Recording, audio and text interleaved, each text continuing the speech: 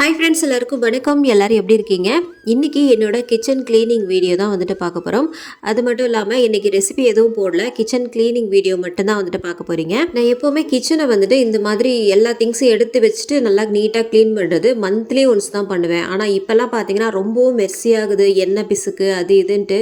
அதனாலே பார்த்தீங்கன்னா இப்போல்லாம் அப்படி கிடையாது. இப்போல்லாம் வந்துட்டு வாரத்தில் ஒரு நாள் அந்த மாதிரி வந்துட்டு க்ளீன் பண்ணிடுறது, எல்லாத்தையும் எடுத்து வச்சுட்டு நல்லா நீட்டாக வந்துட்டு க்ளீன் பண்ணிடுறது. இல்லைன்னா வச்சுக்கோங்களேன், நமக்கு ஒரு வேலை செய்கிறதுக்கே தோணாது கிச்சன் வந்துட்டு ரொம்பவும் அழுக்காக இருந்தது அப்படின்னா.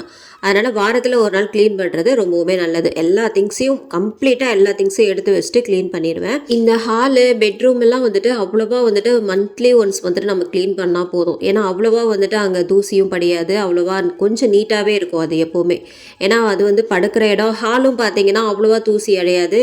அது மட்டும் இல்லாமல் கொஞ்சம் நீட்டாக இருக்கிற மாதிரியே இருக்கும். நம்ம அதிகமாக புழங்குற இடம் என்னதுன்னா இந்த பாத்ரூமும் இந்த கிச்சனும் தான்.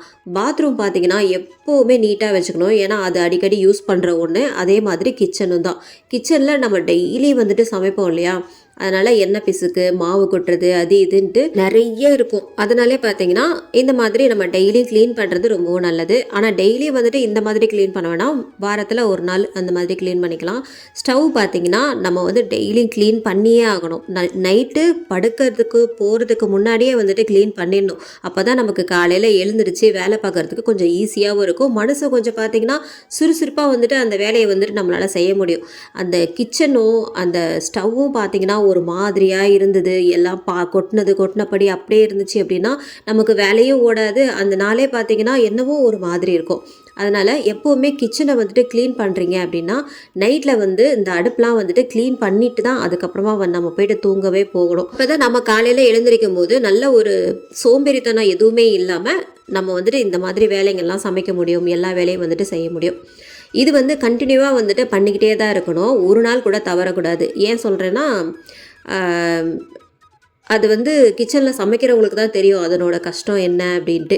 அதை விட மோசமானது அப்படின்னா ரொம்பவும் மெர்சியாக இருந்தது அப்படின்னா நம்மளால் போயிட்டு அங்கே வேலையே செய்ய முடியாது. தூங்க போகிறதுக்கு முன்னாடி ஸ்டவ்வும் கழுவிடணும், நல்லா வந்துட்டு நீட்டாக வந்துட்டு நல்லா தொடச்சி வச்சுட்டு நம்ம போயிடலாம். அதுக்கப்புறம் இந்த ஷிங்க்கு வந்து பார்த்திங்கன்னா காலியாக இருக்கணும்.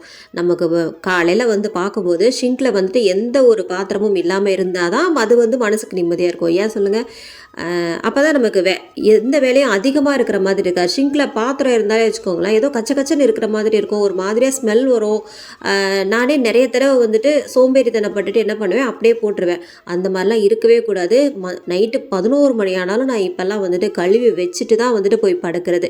இது வந்து ஒரு டிப்ஸாகவே எடுத்துக்கலாம். நான் ஏன் சொல்கிறேன்னா, பெண்களுக்கு வந்துட்டு கிச்சன் தானே மெயினான உலகமே வந்துட்டு கிச்சன் தான். ஏன்னா வந்துட்டு அதை தான் வந்துட்டு நம்ம நல்லா பராமரிப்போம், நல்லா அழகாக வச்சுக்கணும்லாம் நம்ம வந்துட்டு பார்ப்போம் இல்லையா. இன்னொரு சின்ன டிப்ஸ் என்னென்னா, நம்ம மசாலா வந்துட்டு ஏதாவது தீர்ந்து போகும் இல்லையா, அது வந்து என்ன பண்ணணும்னா நம்ம நைட்டே வந்துட்டு அது தீர்ந்து போயிடுச்சு அப்படின்னா அதை வந்து பாட்டிலில் கொட்டி வச்சுட்டு அதுக்கப்புறம் தான் போய் படுக்கணும்.